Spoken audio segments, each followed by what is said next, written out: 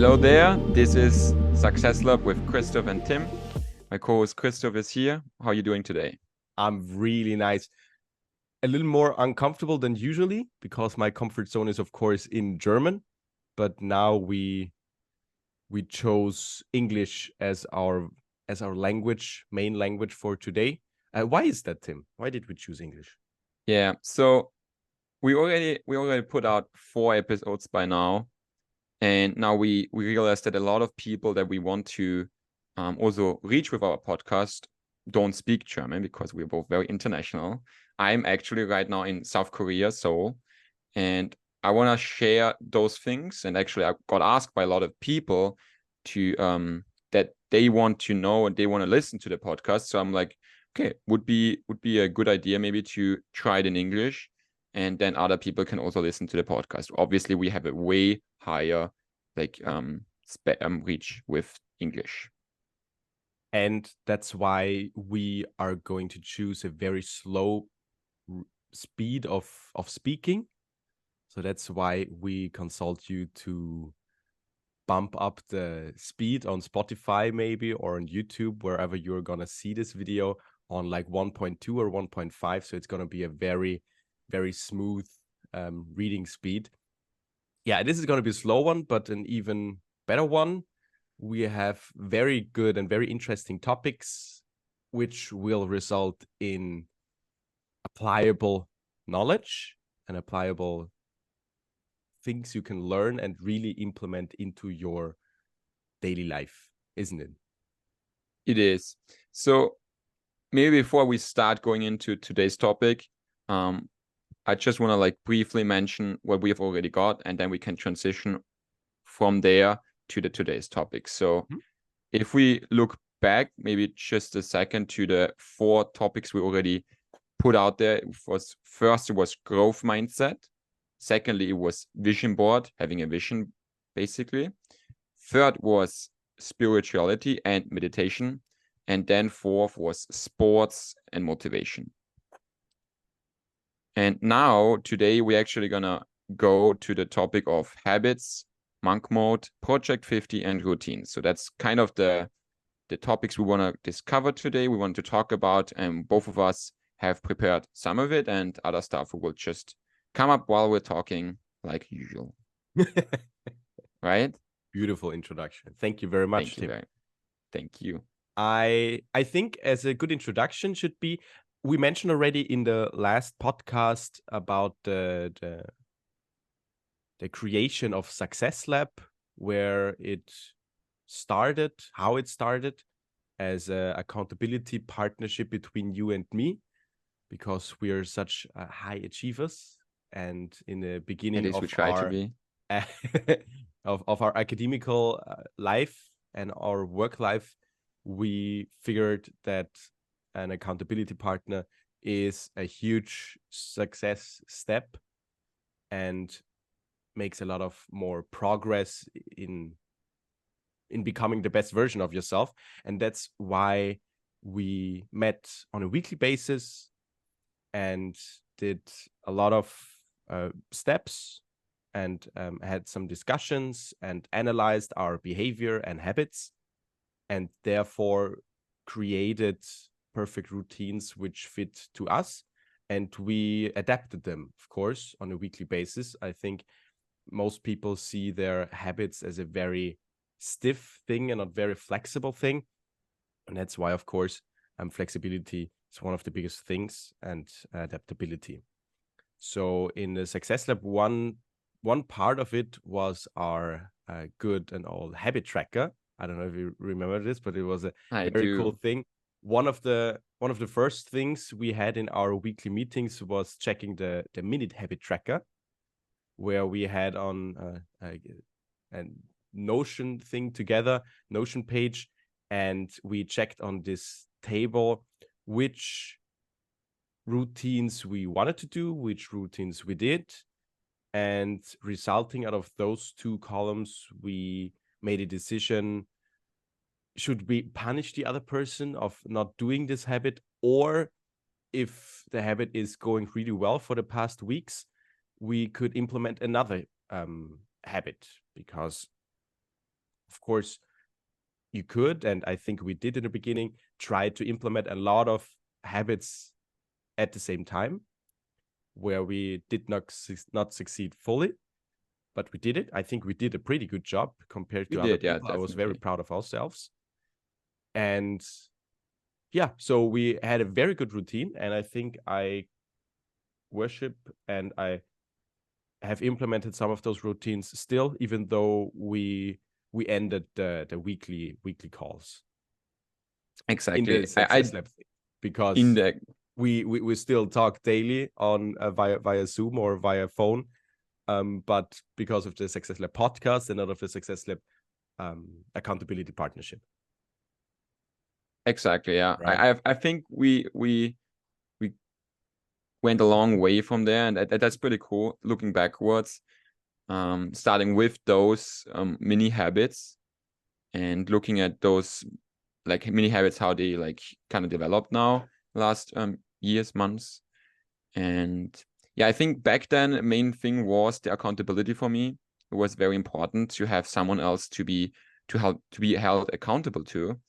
And also the other part you mentioned with the challenges was challenges kind of like the punishments, if you want to say it like that, was also like just a way how to actually make sure it has to be done, because otherwise, yeah, we were friends, we can like, okay, whatever, you didn't do it, okay, so what, you know. That's the problem, because like when you do that with a friend, it actually makes it a little bit more difficult, because like I think I actually told that to you back then, that it's like I'm not ashamed so much of like telling you those things than I would be to others, because right. So I think that was an important part, like generally accountability, and secondly the potential punishment, or like something happens if you don't do it. I think we should clarify what were some punishments we did. Yes, it was not we should like do that. Whips and stuff. No, it wasn't. No, it was like if I remember correctly, I was like taking a run for like a specific amount of kilometers or run. Then it was like a burpee challenge. Oh yeah, that was a bad one. I let you make burpees. Was it for you in the middle of the night? I don't know. It was late. It was dark. Been, yeah. And it was. Then we said, "Nah, you have to do it." Was it 50? Yeah, Tim, do 50 burpees. Not right now, but I can do that. No, it was kind of exhausting, and I didn't like to do it, but I had to. Like those things, I think reading maybe a specific amount of pages, something like that. Yeah. And once, because there is this concept of, there's even I think a company that does only that, is some kind of fictional accountability partner, where you give this company the permission of withdrawing money from your bank account and putting it into a health, a good organization or something, a good cause. And that's some kind what we simulated with us. That I think there was one habit which we really didn't want to do. And it was like, come on, it's the 4th week in a row where you didn't do this specific habit, and we just put the focus on this habit. You didn't do it. Now we have to do a little more of punishment than just like physical activity. And that's when money came into place, right? Where you said, okay, dude, next time when you don't do it, you put $20 into the bank account together, right? Yeah. I actually think like, I mean, it worked to some degree, but recently I have heard this podcast, and it was kind of like talking about a similar principle, but this time it's not about the company you donate money to if you don't do your habit. It's not a company you would actually support, but it's like the opposite. So like you really don't want the company to gain from you. Like it would be literally the opposite of what you stand for, like your principles, like weapon industry or something like this, right? Like if you're crazy. Like exactly. So it's like I think that actually would motivate someone even more to do the habit, because then you have like someone to fight against. And back then I thought like, okay, if I don't do it, I mean, okay, then we can like, I don't know, go and eat steak together and I have to pay or whatever. Like, you know what I mean? But I really love this idea because I think everybody should know also this. When we had like perfect time, like I don't know how many weeks it was, but like 1 month, 2 months, we had perfect succession with Yeah. those habits, and we said, come on, we have to reward ourselves. No, we did it Right. before. We did the challenge. Let's do like 2 months of doing all the habits without an excuse. Point. And then we did this, and we said if we succeed, then we would pay for the other one in a very cool and expensive restaurant. And that's and we did it, and we went to Fletcher's, a very cool restaurant in Vienna, in Austria, and dressed up really nicely and talked about business. And it was one of the nicest and coolest conversations we had. I liked it very lot. It was a lot of fun. We stayed there quite some while because we enjoyed it so much. And it's so cheesy because we were 23 or 24, right? So we weren't that young, but we still tried to, we dressed up very nicely, and it was really cool. It was really nice. Yeah, we kind of pretended we're coming from our CEO positions, and our day is like we're done, and we're going to dinner with the other CEO, and like, okay, let's talk about business. Fake it till we make it. I don't know how many times we said this phrase on that day, but I really think because we gave each other the allowance and the permission to fake it a little bit, it gives so much progress into our daily lives. There are a lot of studies of people who intentionally live the life they want to live. Mel Robbins said something like this. I don't know it by heart, but yeah, intentionally live the life, your dream life, even though you cannot afford it, but you dress like this person, you behave, you are disciplined like this person, you love other people, and you speak like the other, like your dream person, which exactly, you carved so out of important. stone. And I think that's very powerful. First step. I don't know. Do you think it's necessary to fake it, to envision it? I wouldn't say fake it. Like the word fake it kind of is like something. Like it's, for some reason it's like right. It's a bad word. Like fake it is not the right thing. I would think, or I would say, it is definitely important, and it's necessary to envision yourself there. You have to envision yourself where you want to go, like also the goals. Like we talked about it in the other episode in German. So if you speak German, you can check it out. And it's important to have your goals, you have your vision, and then you can work towards it. Like you can break it down to small goals, you can monitor it. I think that's necessary. Because I was doing this thought path right now of people who don't have a vision. I don't want to go into those topics because we tackled them already, but people who don't envision those things, don't try to imitate their future self. I think there's also a way of getting a fulfilled life or being successful, right? It's more a boost or like a highway where you can speed up, where you can accelerate. That's when you want to implement those habits and to envision and to do some kind of mind tricks, if I would call that, to speed up the success, isn't it? I would agree. Like if you say, like, just fundamentally speaking, what do you need it to have a fulfilled and happy life? And if I use the word you just said, the mind trick, you don't need those mind tricks. You don't need those things necessarily to do that. And by the way, there's a lot of ways. And also to mention this at this point for like just all our listeners, I was talking to someone else about this podcast. What is it and how do we define success?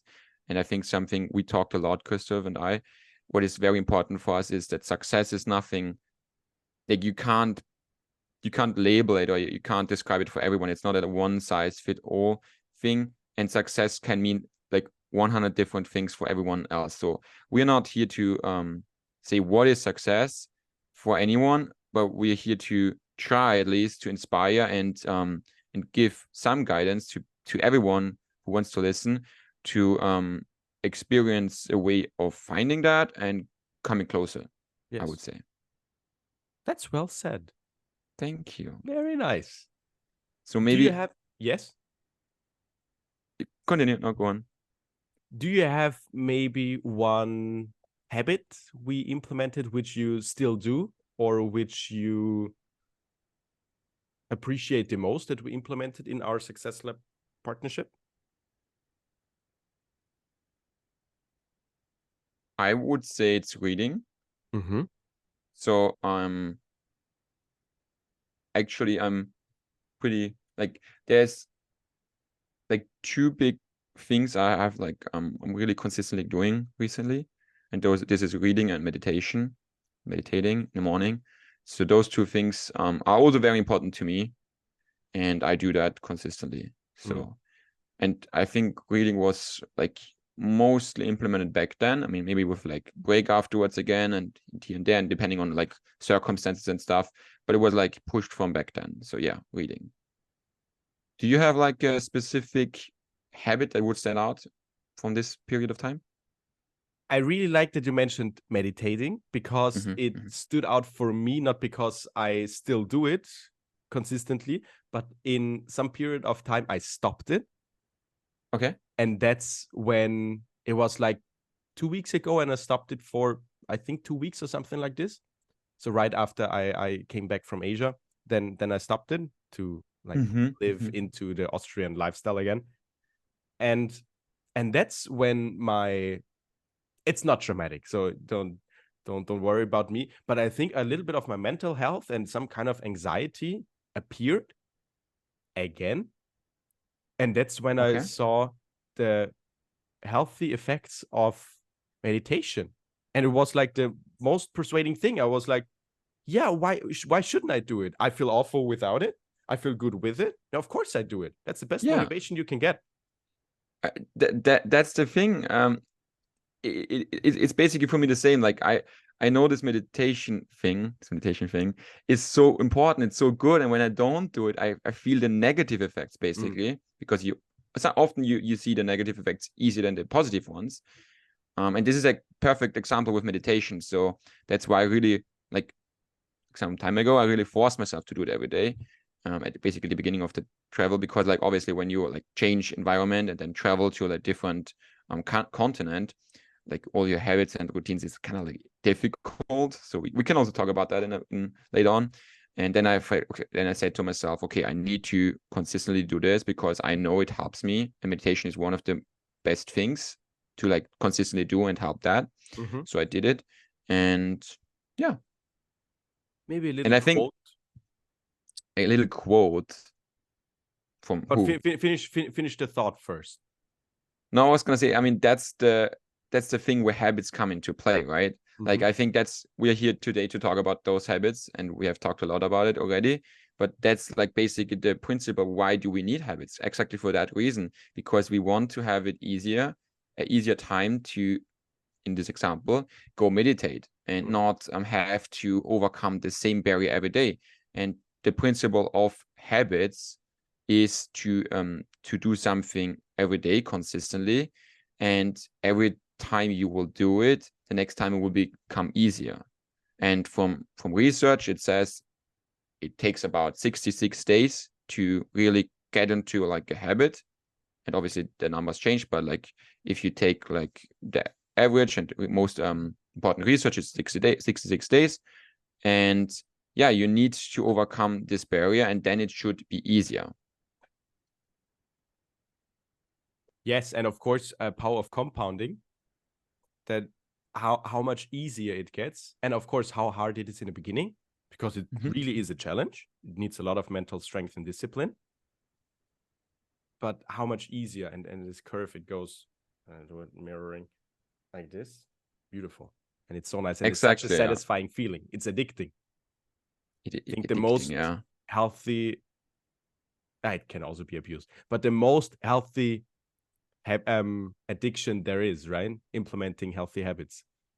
Yeah, I mean, I think that's a super important point you're just making here, because addictions, they're usually like a negative thing, right? And usually when you talk about addictions, yes, they are negative. But here, basically, a habit is also, to some degree, I will just put it out there, is also some sort of like addiction to something, or like a soft addiction, I'll say that. And in this sense, it's something good, right? You want to do something consistently, and stick with it. That's the plan. Mm-hmm. Yes. I mean, I have to say, addiction, if we look from like Latin or Greek roots from where the words occurred, I think addiction is always having a negative impact. Okay. So it's an unhealthy way of living, a habit or something. But everybody knows what we mean. Yeah. Good that you're here to correct my misinterpretation, but yeah, the So that we point was don't made. get any hate comments down below or I hope something like not. this. Please only the good ones. Yeah. But All one right. of the habits, one of the habits I really got from you, which you taught me, was in German. You said auf Urlaub fahren. Oh, yes. So going on holiday, it's translated word by word, and what we mean by that is the root from this, from naming this habit going on holiday, is that when you go on a big holiday, one thing is you pack your suitcase, of course, but you also try to clean up your whole apartment or flat so that when you come back home, it's not a mess and you're not demotivated and because it's already hard enough that you end your holiday, right? Exactly. And also your desk. So like if you have like any open work, you also want to finish that, because it's just you're going on vacation, and you don't want to like stress about it. So you're gonna finish everything the night before, and then you can calmly go to bed. Yes. And that's why we implemented this habit of every day before going to sleep, taking, for me, it was just 2 minutes, but it was the most efficient 2 minutes of my whole day. I clean up everything. And yeah, that's how I still have some kind of a clean apartment, even though of ADHD and some other things. It's a very powerful tool. I do it every day and it keeps me clean. It's awesome. I really have to do the context because I have seen a video of it. A person was quoting Limitless, not the book from Jim Quick, but the movie with Bradley Cooper. Do you know this one? With the pill, I watched which it. enhances the brain efficiency and capacity. And it was quite interesting because he didn't said, so Bradley Cooper didn't go to the stock market or investment, or that's not the first thing he did. The first thing he did with those competences is cleaning his apartment. Messy place, messy brain. Quite interesting, isn't it? I did not remember that, but that is super interesting, and it makes sense, and it's well portrayed in the movie apparently. So that's cool. Yeah. And that's why, I also really prioritize tidiness at home, which I didn't before. If you would look at my, like when I was living with my family before as a kid, my room was messy, was not good. But yeah, I remember like back then we talked about it, and there was like an issue with the room tidiness, and then we brought this up, and cool stuff. I'm happy to hear that. Okay, so one thing I want to talk about right now is a little bit a categorization of habits. So when I made like my notes for this episode, I thought, okay, how can we like categorize them? Because there's a lot of different things in my opinion. So you can just tell me how you think about it. I thought about 3 different habit categories. So first of all, it's actions. It's basically like something that you actually do like purposely, like reading and meditation we did. Like it's kind of like not a task, but it's like something you do. It's like an action. Take notes, okay? You please do. Then secondly, we have impulses. So for example, when you like the body language when you're like out with people, or the way how you're breathing, or for example, one habit that could be an impulse habit, in my opinion, is smiling when you enter a room. So that would be impulses. And then the third one is rules. So no sugar during the week, only sugar during the days that start with S, for example, would be a rule if you follow it. Or the 2-minute rule, like that's something talked a lot about. Like if it only takes 2 minutes, complete the task right away. Or also no food after 8 p.m. if you wanna like try not to have food right before bed. Like those rules can also be implemented. What do you think about those 3 categories? Do they make sense? Are they all habits to you? Can you give me some more examples for impulses? Impulses. So we have the smiling when entering a room, for example. I wrote down 3. So for example, yes. So someone asks you a very like kind of mean question about something, kind of like not insulting, but like it is definitely not a well meant question, and usually you would probably respond with like a counter thing, like a counter negative impulse. But you can also re-engineer it and say, okay, next time someone asks me like a mean question, I will just be the best version of myself and try to either answer it in a very polite way, or just tell him that right now you're not in a mood to answer the question, instead of like being mean to him as well, right? Because that would backfire in the end. Very interesting. And I think I can now see how to vary between actions and impulses, because I think smiling when you're entering a room could also be seen as an action.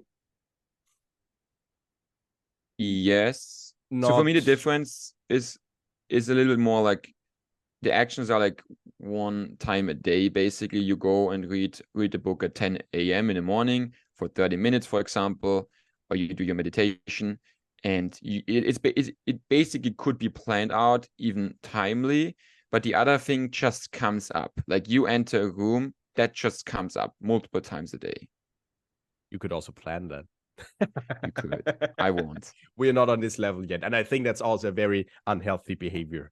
Now I get it.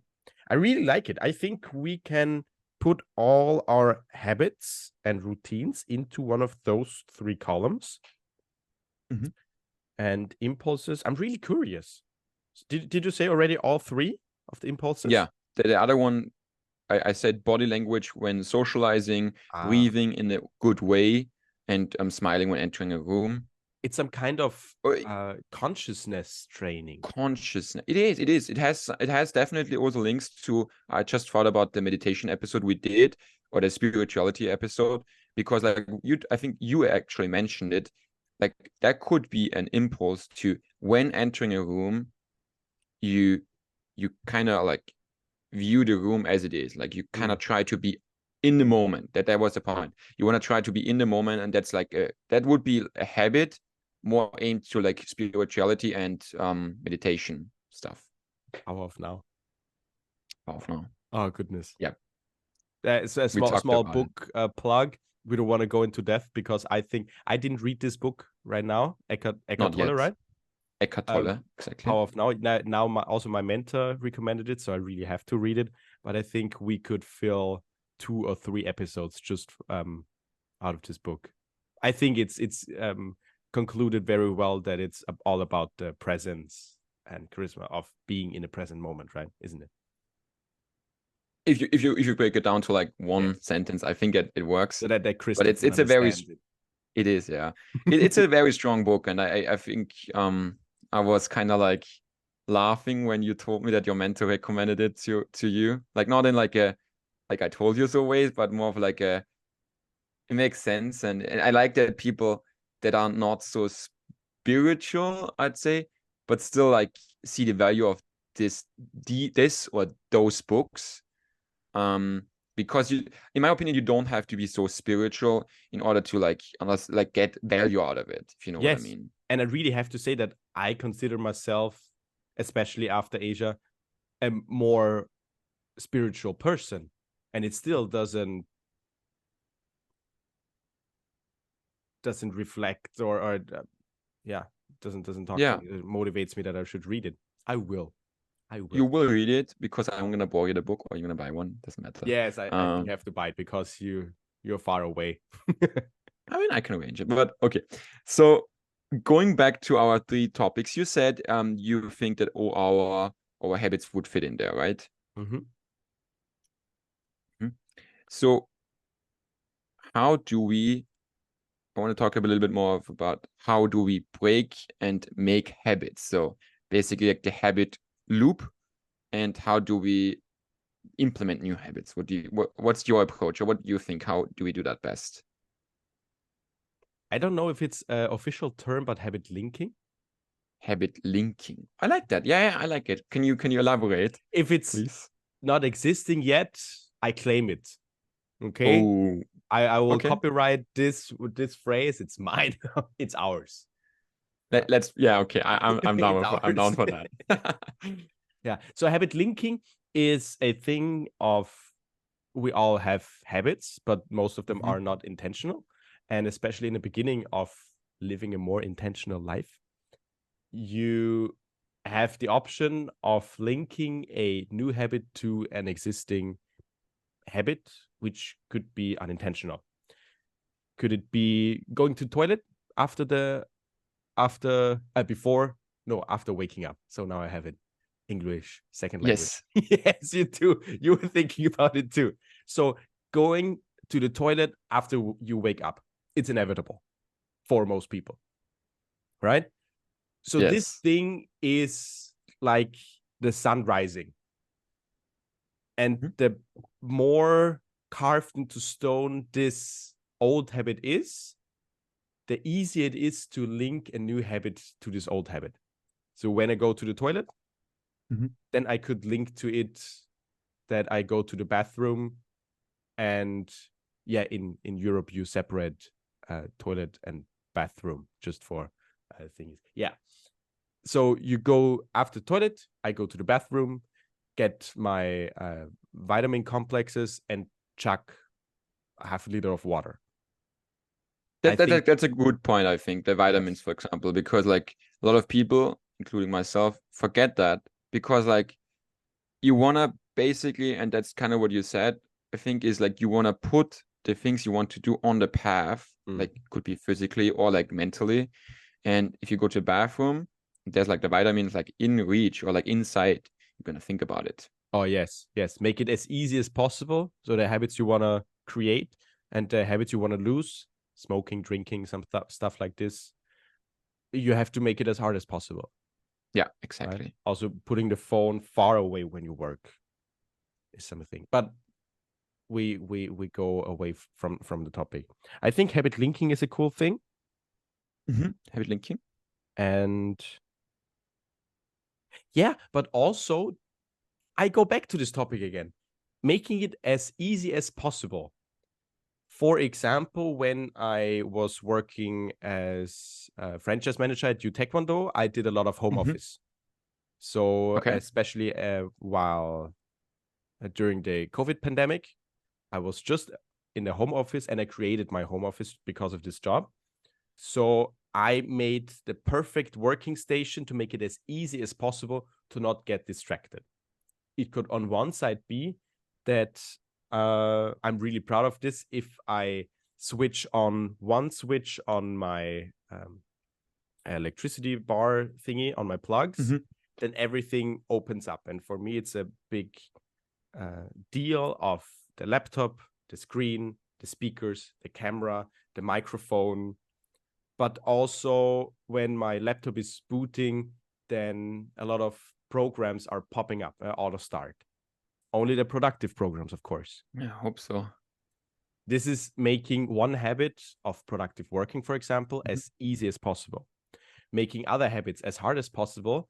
I just came up with, found a add-on for my browser, for my Chrome browser. It's called Unhook, which makes the recommended videos on YouTube invisible. It's a black screen then, and on the side you only see the channels you subscribe to. That makes sense, yeah. And this was like years ago, it was a very long loop, a downward spiral of watching YouTube videos.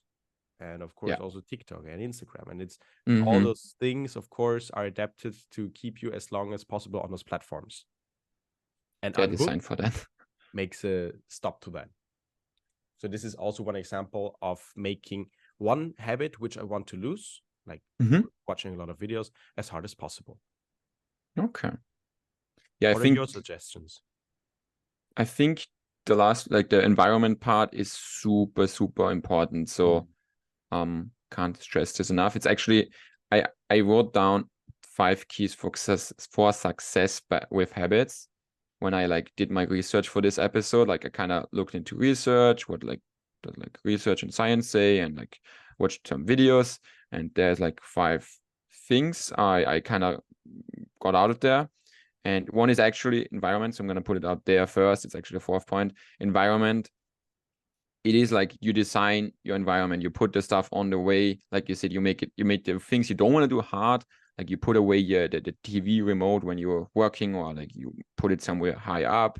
But those things, or like the easiest thing, it actually works for me. I always do that. I mean, it sounds so trivial, but it works. I don't never buy candy on stock because, or like chips.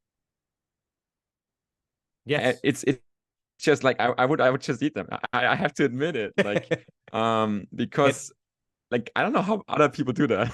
Can I go even a step further? You know what I do? I don't go through the grocery store aisle of chips and sweets. Yeah, for example, I really avoid them, and I don't know when was the last time I went through it. I even go longer ways to not go through this aisle. Yeah, it's working. It's kind of tricky here in Korea because the convenience stores are like filled with those stuff, and like I'm gonna go in there every day.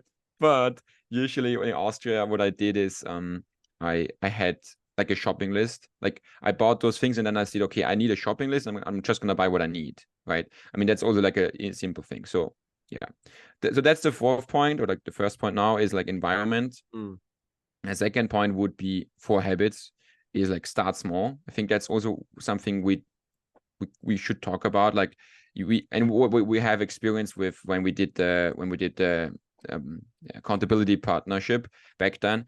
I think one of the problems for some part I think was that we kind of like did too much. Like we were happy with our success, and then we added like more and more and more, and more is not always good. And secondly, it's difficult to like raise the bar so far. So really start small and take your time with habits, because habits, it's not a thing you're gonna say on the 31st of December and now you're gonna start and it's done in 10 days.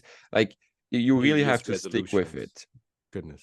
Yeah. It's I'm not a fan of it. I mean, I'm a fan of it just from the aspect of like you have a reason to be visionary, but not a fan of it as a sense of like start my routine, like my habits or something.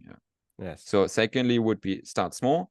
Thirdly, I just touched it briefly, the consistency. You have to be consistent and you have to make time for it. I mean, consistency is key. Like there's nothing else to say about it. You also, and 4th one, you also really have to invest like energy into it, like the first 66 days of a habit, where it's not considered like an automatic habit in your brain. You really have to come up with energy, invest your energy and discipline to do this thing, because it's not automated yet. You don't have to put in energy to go to the bathroom, to the toilet, but you have to put in energy to go to the bathroom and get your vitamin complex. Yeah. So many people, I think, expect a habit to go like automatic right away and are not ready and don't allow energy to invest into it. think that's think it's a that's a wrong good part. point. Yeah. Yeah. Like the you put something in first, because usually when you think about habits, it's, and I myself, I don't think, like, I didn't think about it like that. And I think that's a good point, because I think about habits, it's just positive, and you just do them and it's great, right? Mm. But there is a downside in some way, like in this way you just described, and I totally agree. When you start a habit, you have to put in effort and time and resistance, and it will get easier. You're gonna train your brain. You're gonna make the brain functions easier. That in the end, later on, you will not have to put in the energy anymore. Like you said, like brushing one's teeth is like the easiest habit that most of people have, and it's not so much effort anymore than when it was when you were a child, because when you were a child, your parents always said brush your teeth, and you didn't want to, but now it's easy. Yes, it is. And I also want to go into depth for the starting small. And I can expect that most of maybe the audience or the people in our surrounding, they don't realize how small you can get. And I think the smaller you can get with those habits, the easier it is to implement them on long term. I heard about, and I also tried it when I implemented my gym routine, that I go to the gym every second day, that I started off going to the gym for 5 minutes. Or the person from whom I heard this, he even just put on gym clothing in the dressing room, then changed again and went home. He forced himself to only do the little part. And he did this for 3 days. And then for the next 3 days, as I said, I went for 5 minutes. And I forced myself to go home after 5 minutes. So it's still an easy thing. So we trick our brain, it's just 5 minutes. And then afterwards, if it's 10 minutes or 15 minutes, it's easier. So the step-by-step program, I think, because I also heard the other version of it, that when you force yourself to be there 5 minutes, then you also stay 1 hour. Might also do the whole workout. But I think that's not good, because you lied to yourself. You said to yourself, you only do 5 minutes, but you didn't. Okay, yeah. You lied to yourself. So I think the version of lying to yourself is very unhealthy, and is, especially for my perspective and for my use case, not the right thing. And that's why maybe my path of implementing a fitness routine took a little longer, but I think is more stable than if I would do it in a way other people would suggest me. So that's one little example of starting small. You can start ridiculously small. Yes. Yeah. To this point, maybe I want to add, first I was a little bit skeptical, unsure, or like, skeptical. I'm always skeptical about the thing with the 5 minutes, or like with the 5 minutes and then leaving, even if you would have energy. But I really like the point of like staying true to your like promises, even in that way, because yes, you could do more, but if you stay true to this, and then next time you're going to say it's like 35 minutes, you're going to stay true to this more likely. So because in the end, it's not staying true to your statement. So I actually agree, like in the theoretical sense. I would have to test it out. But I believe actually I've heard something like that even from like from this one podcast with the behavioral habit expert. So quite interesting, all those habits. You said, I really like your structure. Would you give me a quick overview of the keys to habit success? Yes. Okay, so we started with environment. Yeah. Secondly was starting small. Thirdly was consistency is key. Yeah. And now fourthly is tracking and monitoring. And then lastly, fifthly is accountability. So we didn't talk about the last two yet. Maybe with accountability, actually I have a question. So we talked about the accountability back then with us being friends. What do you think about accountability with apps? If it works, then fine. I think now it gets really abstract. People also have some kind of fictional relationship to their phone and therefore to their apps, and feel some kind of accountability to prove something to your phone. Yes. I don't have this. So all the productivity apps I used, I don't succeed. I need a person. I need somebody to kick my ass. I need my self-discipline and like punches from myself to myself to really get going. But the app didn't do this for me. Not yet. Yeah.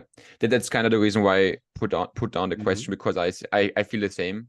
Like, it doesn't work for me, and there's nothing else to say. Like, I think you're right. Like, for some people it can work, and I think it's very very individual. For everyone it's different. For me, or for us, apparently it doesn't work.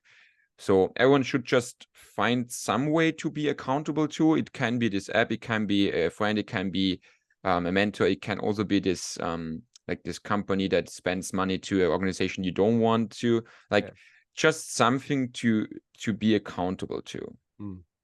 That's it. It should just work and not harm anybody else. Then it's fine, I think. I mean, if you do your habits, it won't harm anyone else. Right. Yeah, just do the habits. Right, it's easy. That's really okay. nice. And then the tracking one we haven't talked about, and then we are basically through with the list. So what do you think about the tracking and monitoring point, key to success? That's the most important part. Back to the habit of going to the gym, of working out. I don't remember of having a habit that I tracked so in such detail. Okay. And I also don't know if I have a habit where I had so much success in, so much progress, so much development, so much success. I don't have my phone with me. Good habit. It's called Strong. Little plug. Maybe they can sponsor us. Hey, Strong. No, it's a very beautiful app, and it just has my workout plan, and I fill out, and it shows me what I did the last time and how many reps or how many kilos I do now. And it also has timers. It's very intentional. It's very beautiful. Also important. Very beautiful. Oh, that's important. Yeah. And how easily I do have progress in those sessions and how disciplined I am. I think it's also the combination with the starting small, because that's the first time where I did those ridiculously small habit steps of progression. And combining this with tracking, I'm really proud of myself, I have to say. I think that's also a healthy thing. That's awesome. Right? It is. Yes. I think you should be. You should be proud. So this is one of, I have to say, the few habits that I track in such detail. And I get the most reward of it. So the more you track, the better it is. Yeah. Even food. I tried it. I tried tracking food and macros, but yeah. So food is another topic. It's another construction side of my side. But I could also think that this is a habit that many people track in a very high detail and get a lot of success and development out of it. How's it for you? What do you think about tracking? I think it's a very powerful tool. I have to say, like, you can overdo it, because you said you always more is better. I have to say, you can probably overdo it, because, like, I do like to make lists. I like to do that. So I had that moment when I like, okay, there's too much tracking right now. That's not good. But generally saying, in my opinion, tracking, monitoring your goals, even your goals, but we're talking about habits right now, is a very good thing. And not only is it good so that you kind of like be accountable to yourself and you see your progress, but it is a rewarding factor. Like, you get reward by making this check mark on your wall. If you have like this a calendar with all of the boxes, and you want to check mark all of the boxes, and then again, we're basically using the same principle as Snapchat back then. There was like this streak thing. Like I don't use it anymore. But when I used it, I was like, oh, I wanna keep up this stupid streak. They For me, it's made Be Real. Say it For me, again. it's Be Real now. I don't know. Oh, Be Do Real. you have Be Oh, Real? yeah. I never downloaded it because of that. Like Really? literally, I would have liked to, but it's like consciously I said to myself, I don't want to put that on me. Yeah. Like this, it's kind of like I felt, I have to be honest here, when I used Snapchat, it was a stress for me to keep up this stupid streak because like I had like a, I don't know, 700 day streak or whatever, and like okay, I can't drop it, but and then at some point 700? actually, yeah, You made a photo 700 days in a row yeah, or sent something. yeah. That's And insane. then I realized, and now okay, I'm gonna be off topic here for a second, but I realized it's it's not good. Yeah. And I literally then it was a friend from America from Tucson back in my time, and I texted him. So I'm gonna purposely not send anything anymore because I want this stupid streak to die. And then he actually replied, "Oh, good." He also want that streak to die, but he would never wanted it. Like he never would have let it done itself. So like we're happy that we let it die, and now we are like normally like texting here and there, but not sending stupid pictures, which is like ridiculous. Now you have normal lives. That's insane. And I really have to say, maybe if the one or the other Gen Z kid is watching and laughing about the 700 streak on Snapchat, I even overheard. I was in my old Taekwondo school a week ago, and I overheard the conversation of two younger people, and it was some kind of discussion. Why didn't you send me, Snapchat me? I will Okay. break my streak. And I was devastated. Yeah, I'm too old. I was just gonna say we're getting old here, right? I mean, come on. You did this too? I did it, yeah. I did. Yeah. Okay, it's good. So it's I didn't have settled. this accountable friends, I have to say. Oh, okay. Little plug, stay hydrated. Oh, that's actually no kidding. That's actually a thing I wrote down for like the list of like potential good habits. Yeah. But just to make this kind of like a wrap on the key points, we were talking about tracking, kind of went side on the side path here. What we talked about how to track the habits, and we're gonna use the Snapchat thing exactly. So we're gonna use the Snapchat idea basically here, and if we have this calendar on our wall or on the laptop, whatever, digitally or on a notebook, in the end you want to continue your check marks, and you don't want to put a cross mark. And actually that helped me back then, that at some point I said, okay, I have like, I don't like, I'm basically done of the day and I don't want to do this thing anymore, like this habit. But it would kind of suck to have those 9 check marks, kind of like destroying the streak now. So okay, let's just do it. It takes like 5 or 10 minutes. Let's do it, and then I can like done with the day. So that worked for me. I mean, can we describe it as some kind of gamification? I think so, yeah. I mean, gamification is definitely a thing that is important with habits, and like kind of like what you talked about before with the environment. I think gamification plays definitely in here. Yes. And we're all just kids here. So we love to play. Yeah. We love to have some like little animations on our apps. If it helps, it helps. And I really have to hook into the steps of habits. One of the most important steps, which I neglected before in implementing habits, is making it fun. There's this very big YouTuber now, Ali Abdal, who is a productivity master. I really, really love his content. And he gave me this tip. I just rip it for you, for every one of you guys. And I have on my screen this. Oh, here it is. This is going to be fun.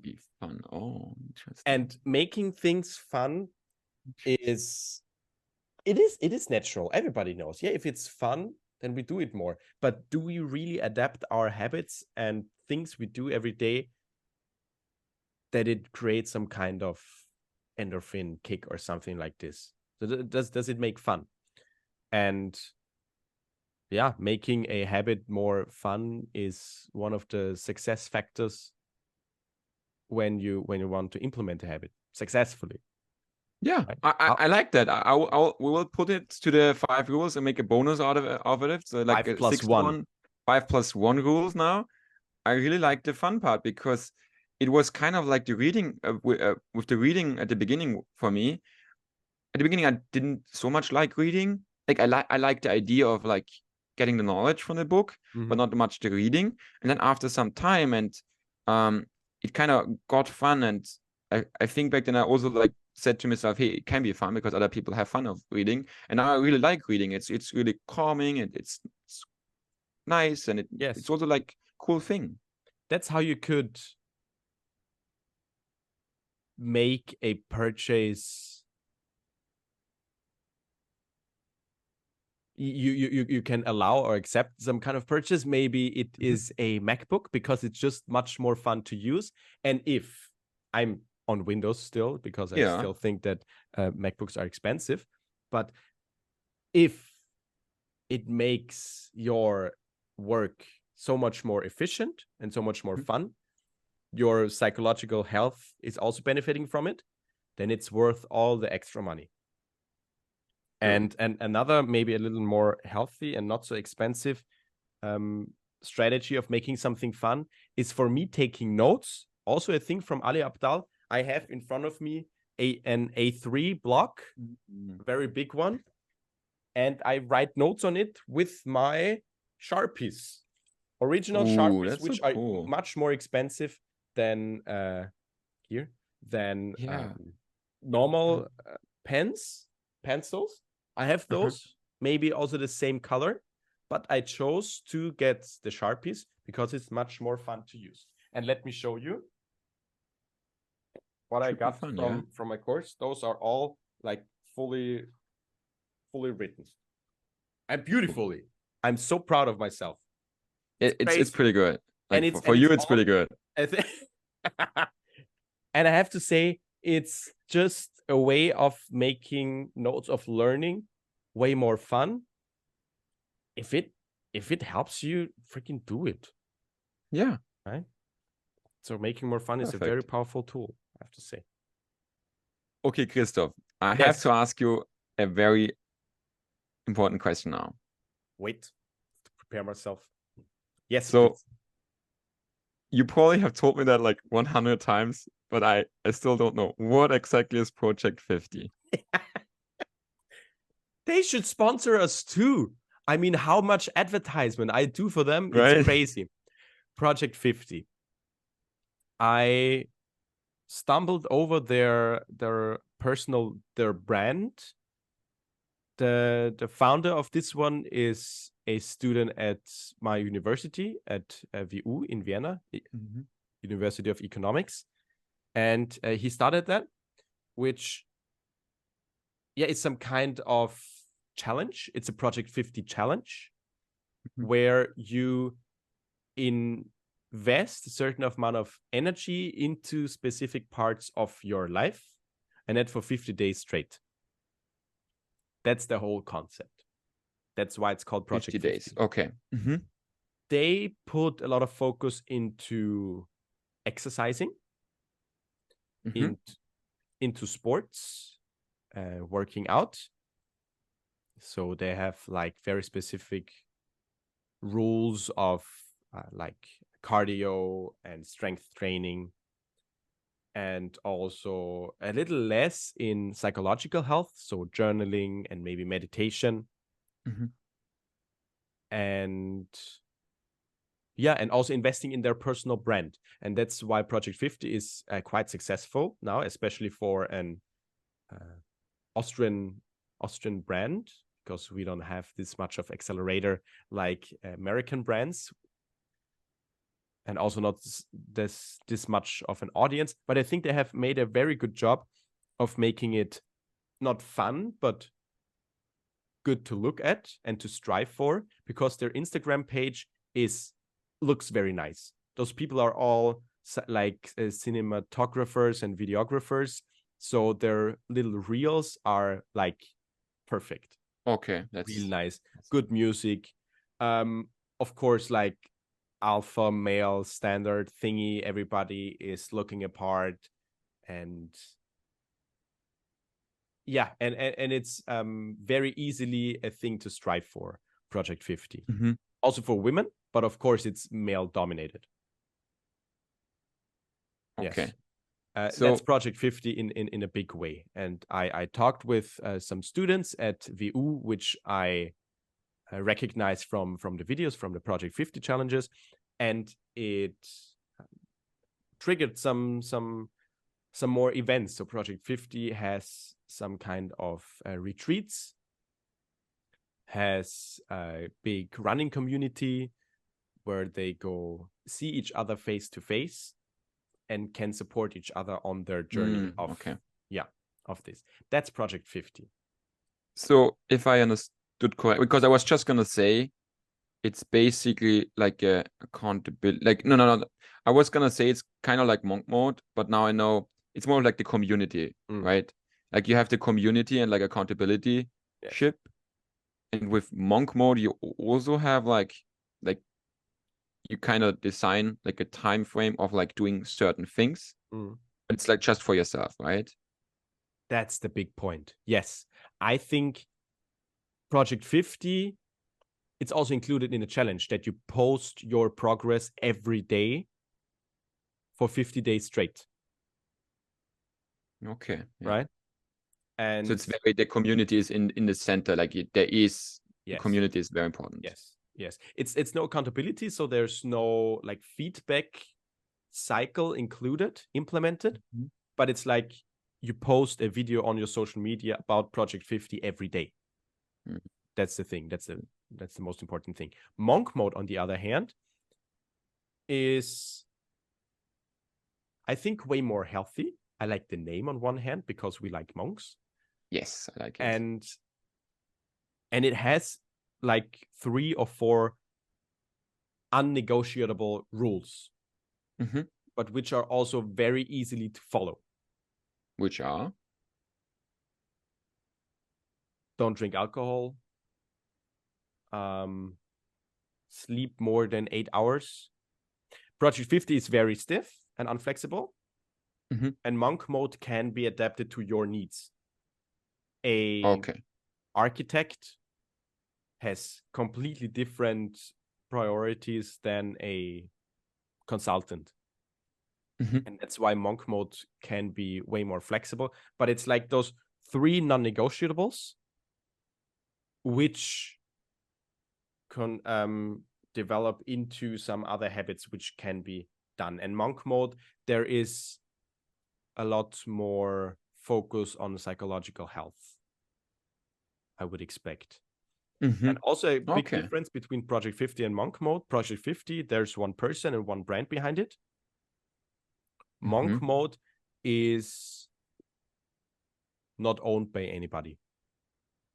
Yeah, so that's one person that's we both heard about, Iman Ghazi, the famous YouTuber. He doesn't own this, but he also uses this concept. But he didn't invent it either. No, he didn't. No, okay. Yeah, I saw like a video where he pushed it or like he talked about it. Yes, there are a lot of videos, and I can really recommend them. And those routines don't have to be so complex or 1 hour. I just heard, so this Iman Ghazi, he posted a video some weeks ago also about habits.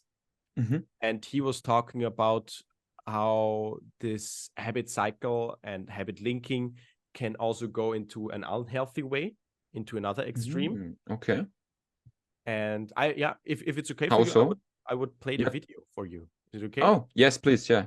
Like 15-20 minutes. Simple 3-step morning routine. Listen, most morning routines are absolute BS. Do you hear it? It's quiet, very quiet. Because I think I can. We just cut it out, right? Yeah, so I can hear it. Like it's okay for me, but not for the recording. Okay. Then I will just do it like this. Create a simple step. Don't cut this in. Listen, most morning routines are absolute BS. And by the way, I was one of those people who used to have that 10-step routine that would take 4 hours. So by the way, when I say all of this stuff, I'm not judging because I've been there. Like I told you, I'm coming up to my 10th year as an entrepreneur. When I first made my first penny online, I have done everything. I've tried everything. So I'm not sitting here judging you. I'm just trying to relay really what actually works and what's fluff. So when you see all these 15-step morning routine, blah, blah, and by the way, when you see all these morning routines where they wake up at 5 a.m., it's all BS. Wake up whatever time you want to wake up. It doesn't matter. Trust me. Now, here's the thing. If you have work or you have school, then yeah, you should be an early riser. I'm sure most of you guys know I dropped out at 17 because I was already making crazy money. I had I had a proper business, so I dropped out of school in 17. I also had to take care of me and my single mom. So, my life story was a little different. But before that, when I was still in school, I used to be an early riser. I hated it. I'm not really a morning person. I hated it, but for me, it was getting those early hours of working before school and those early hours of exercise a lot of time before school that really helped me make sure that I got important things done. So if you fall under that category, then yeah, of course, maybe waking up earlier makes a lot of sense to make sure you get everything done always. But listen, if you're not in that category, wake up whatever time you want. I used to wake up at 5 a.m. I used to wake up at 6 a.m. I used to wake up at 7:30 a.m. Now I wake up at 8:30 because I also spend the majority of my week. Don't cut this in. The most important part of the video, I will just send it to you, and you will just, or one of us is just putting it into our conversation, okay? And I'll just rephrase it real quick. Did we hear the most important part? Not really. Oh, okay. Yeah. Okay, it's fine. I'll repeat it. Yeah. Mm-hmm. And this video of Iman Ghazi gave me a quite different perspective about habits, so that you can overdo it and that we strive for a habit pattern of another person, which we aren't, which we are completely different to. So I'm also now rethinking my sleeping schedule. I always wanted to be an early bird.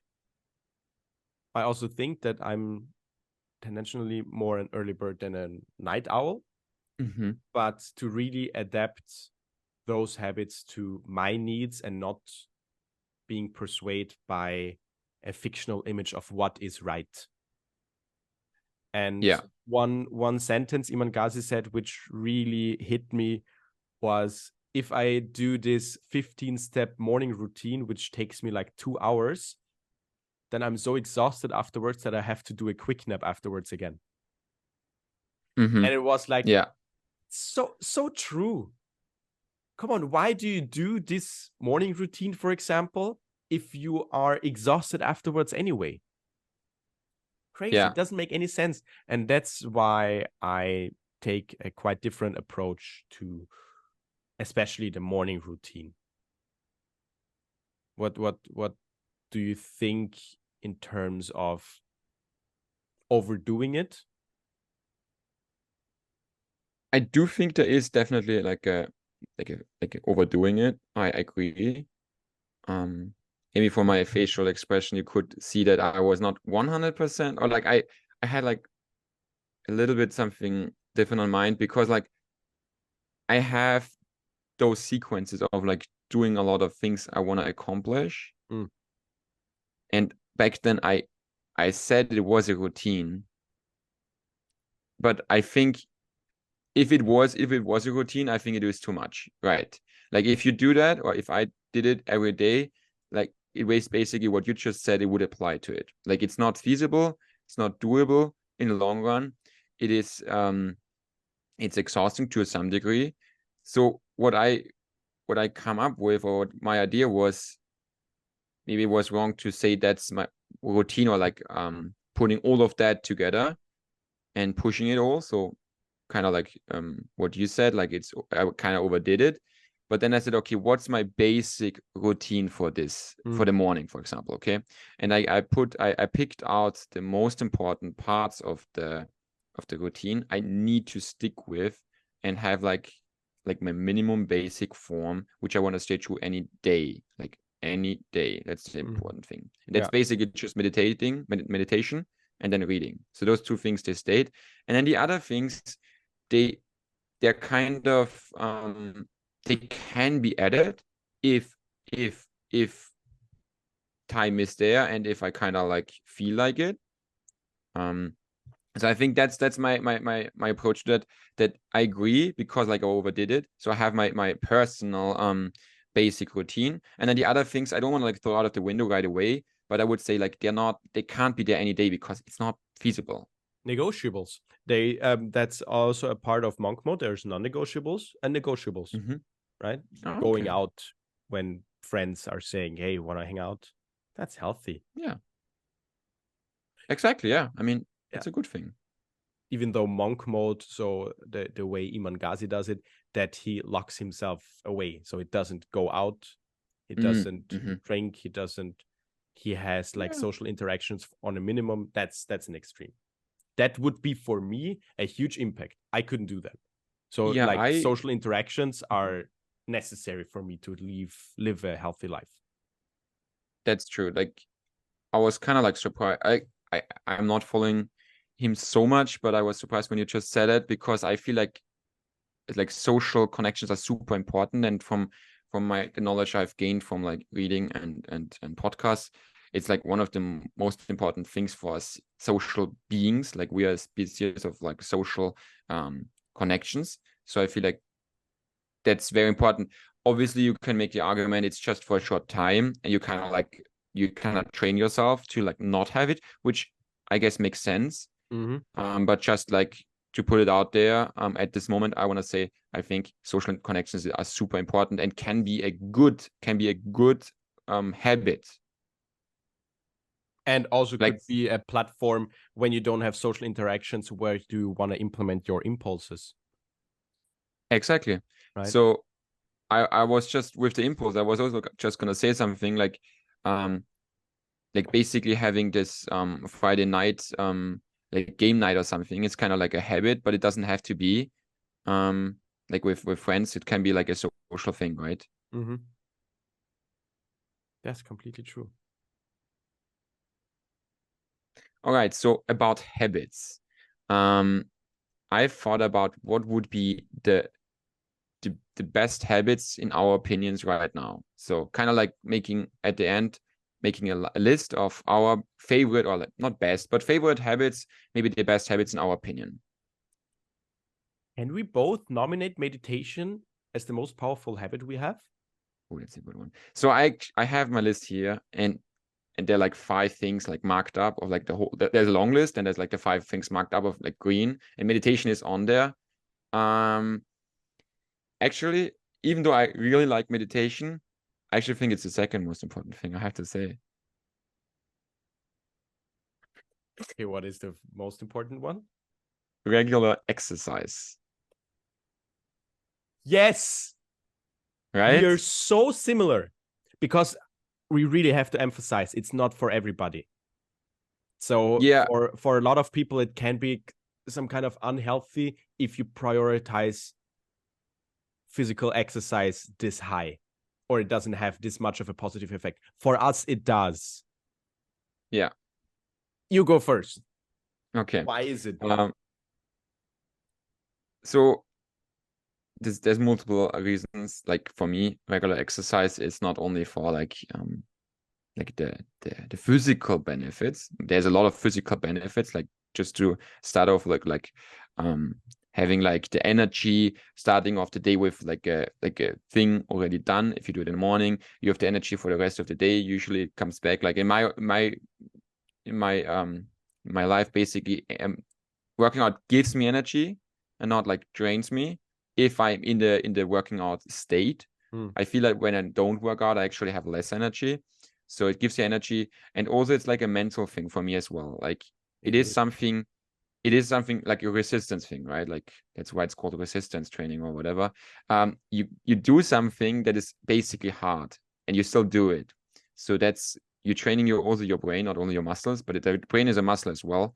You're training your brain muscle to do those things that are hard and then achieve something. And then afterwards, you have this feeling of like, I did it, and I really like I get a lot of out of it after this. And actually, one last thing was actually we talked about it. You sent it me via WhatsApp, you said exercise or like going to the gym is kind of like a free therapy session. And it really resonated with me because I really think that's true. It is really like a time where your brain can like clear up and you kind of like things resolve by itself going to the gym. So yeah, that's my view of going to the gym. Especially running. So I will go into depth of working out for sure, but also the mental health thing, free therapy session, psychological therapy session, running. If you run without headphones, that's the most important part. Running without headphones is one of my most efficient ways of processing a hard thing in my life. It's not talking to friends. I'm sorry, friends. It's running. It's crazy. I can see that, yeah. But working out, it's so powerful for us. I would even say working out is the root for everything good in my life. It's not sleep. Continue. Because not if I have a good sleep, I have a good workout, but vice versa. So if I work out, I have a better sleep. If I work out, I eat healthier. If I work out, I can work better and more efficient. If I work out, I am more in tune with myself, so I have easier, difficult conversations. If I work out, I have better connection with people. It's all working out. I'm more creative. I'm more disciplined. All the habits results out of working out. And it's not just gym, I have to say. For me, it was for a long time martial arts, so Taekwondo. And then in the pandemic, it was running. And now it's a big part is, of course, going to the gym. So I love sports. I love exercising. You do too. It's beautiful. Awesome. It's so nice. And it's such a, for me, unexpected positive impact. And it's a two-way street. If I don't do it, it's such a high negative impact. So it's a downward spiral. If I don't work out, I saw it in Asia. When I was in Thailand and with my family, I didn't work out. There weren't that many options, especially not cheap options. And it was a downward spiral. I ate crap. I didn't sleep very well. I was tired all the time. And I was so exhausted. I was so drained because I didn't work out. Bam, I came back to Austria. I worked out for 1 week like crazy. And it was some kind of rebound effect where I was like, goodness, it was so good. It feels so good. I have to go every day. Okay, now I have a healthy routine of working out. That's good. But yeah. It was very similar here. Actually, you said that it's very similar here when I got to Seoul. Like at the beginning, there was no gym. And then I had to get a gym membership. You had a gym. And then at the beginning, it was kind of hard again. And they connect to what I said before, that it is hard to go there, but you do it like to get something out of it afterwards, like delayed gratification. That's like a big thing. And then now it's actually pretty, like, I like it. I like going to the gym again. So I get like energy out of it. And yeah, I think what you just described is a keystone habit. Like a habit. The habit that also enables other habits to grow out of it. So it's like one of the best things to have as like a keystone habit that, like, for us apparently this exercise might be, because like you just described it, you get like even like your eating were improved, other parts of your life, health, and just a feeling, maybe more social connections, like you just up to do more stuff, like those things, like it's kind of like a compounding effect in itself. Yes, it is. Like going more into depth, as an example, if you just ran 10-15 kilometers and you walk back home and you walk past a fast food chain, you would never have even the blink of an idea of going in there. I'm gonna laugh at it. Yes. I would think Never. very badly of people going in there, but on the next day, maybe I go in there. But that's not the point. It's on the day of when I'm exercising, right. I'm doing the thing. Ooh, one thing pops into my mind. That you said working out is such a hard part, right? It's doing something hard. It gives you discipline. And Ryan Serhant, the most famous real estate broker in New York, has this very powerful quote of doing the hardest thing first. And if he works out and does a very nasty workout, he has a very cool workout routine of like battle ropes, and it's like very animalistic stuff, and it's so hard. He wants to like go home and sleep. He hates himself while working out, and he knows it's the hardest part of his day. So the difficult conversation with his client, the negotiation part, the running a firm, is therefore easier. Okay, one more quote. Vin Zhang said, if you achieve the thing that is most impossible, everything less impossible becomes possible. So it's some kind of the hardest thing. Everything else, which would be without the hardest thing also hard, gets easier. No problem. Yeah, of course I can do this call. I can negotiate over millions of dollars. Easy. Working out. That's a cool rule. Again, you kind of read my mind, or we are so similar, because I have here the morning frog as one of the habits. So that's basically that. Or like it's from Eat That Frog. Did you read it? In this, I didn't read it actually. I only listened to like a what's it called, Blink back then. You have Blinkist? I used to have Blinkist, and I listened to the Blink of Eat That Frog. Cool. But I also watched a few summaries on YouTube. So about the book, it's basically the simple. I mean, to be honest, the Eat That Frog thing is just a part of the book, and the Eat That Frog is pretty simple explained. And you just did it basically. It's like if you do not the most important necessarily. I mean, usually it is also, but the most challenging thing that is also important to you. The most challenging thing right in the morning, and it might be going to the gym, but it might not.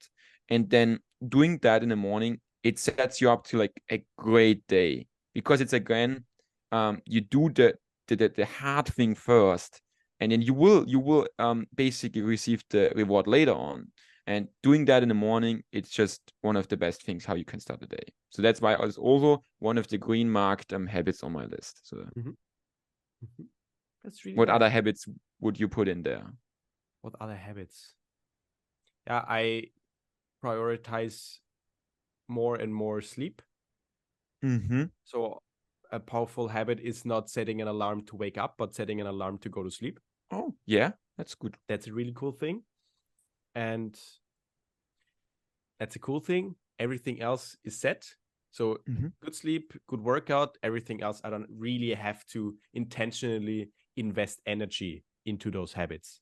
May it be learning a new skill. That's also a Project 50 thing, which I forgot, but it's very powerful. Yeah. Also power of compounding. For me right now is communication skills and public speaking. This is a habit which I implemented and gives me a lot of reward of completing something and progressing in a subject. And yeah, nutrition, but again, it's for me only resulting from working out. Yeah. Okay. Yeah. How's it about Those you? are very important ones. Yeah. So we talked about the exercise, the mindfulness, and the morning frog. Additionally, I have very important, I also mentioned it, like reading or like continuous learning. Like it doesn't have to be reading, but some sort of like continuous learning. Like you want to learn something every day, in my opinion, or like I do at least. And so that's also something super important, and it's definitely like a keystone habit, because out of the learning there will be becoming other parts of life that improve. So that's the other one. And then last one or two, I guess. I have like the daily review. I really like a lot. Just like being grateful, being thankful, looking like back to the day, how it was, maybe how you can improve, but also looking to the next day, how you can improve and what do you want to do like before you go to bed. That's something that really like a reflection, and then also like kind of like a vision of like where do I want to go. And then in the morning, if we go like time wise, a cold shower. I did it actually for, I have to admit, I'm not doing it right now, but I did it for like 6 months straight. No, except like when I was sick, I always did it when I was in Vienna. But here it's actually, the water is kind of warm, not warm, but it's not ice cold, and I have it ice cold. So actually I did what you actually told me the other day. I used the bowl, got a big bowl, and filled in ice water from the refrigerator, and put my whole head, I don't know head, but like my whole face in it. It was cold, so it worked out. So I'm like back in the game again. Yeah, just I think it's very very valuable thing you can get from this practice of putting your face into the bowl. Like the most heat receptors are on your face, so the health benefits are nearly as much as the cold shower or those cold plunges, but those are quite expensive. I cannot afford or don't want to afford like 3 bags of ice every day to put into this cold plunge bucket and to sit in it for 2 minutes and then throw it away again. I don't think it's very nice and it's very good. But yeah, this is a very good and budget way of doing the cold plunge. So basically, if I understand correctly, the right, like the original thing would be like take an ice bath with the whole body, and going into like this bath tube or whatever that is. I would love to do that, but it's expensive and it's not everyone's thing. So I guess, and you're saying like basically the bowl is like the budget version, but gives a lot of most of the benefits with it. Yes. Oh, okay. Definitely. Yeah. Putting it as long as you can, because after some seconds the face starts to hurt. Okay. You should stop, and then you're going to stop because you're not stupid. I like that, because I'm gonna do that now. Again, we're gonna make a challenge or like a deal here. I'm gonna do that every day now until our next call. And I'm gonna talk about it. Because I have the bowl and I literally just have to go like 5 meters to the refrigerator, and I don't even have to pay because I'm in a student home, right? So I'm gonna do that every day. Perfect. That's really nice. I think that was a lot of knowledge in this one. Really proud of our podcast, first podcast in English. English-speaking people, give us some love, please, but also give us feedback. I would love honest feedback. We really appreciate honest feedback. So tell us maybe if we should like cover a different topic, or should have gone in this topic more deeply, or also like what we maybe should talk about, or also like how our just our tempo maybe worked out for you. And tell us your routine. We would be really interested. You can inspire us. We're not perfect yet, and we would really appreciate some inspiration from your side, and maybe 1 or 2 facts which you have learned from this podcast series, which gives us even more motivation to produce a lot more sessions. But they will come. So we will really post every 2 weeks a brand new podcast interview. Exactly. So stay tuned. Next episode in 2 weeks. Follow us, like us, rate us, give us input, feedback. And see you in 2 weeks. See you in 2 weeks. Bye-bye. Bye.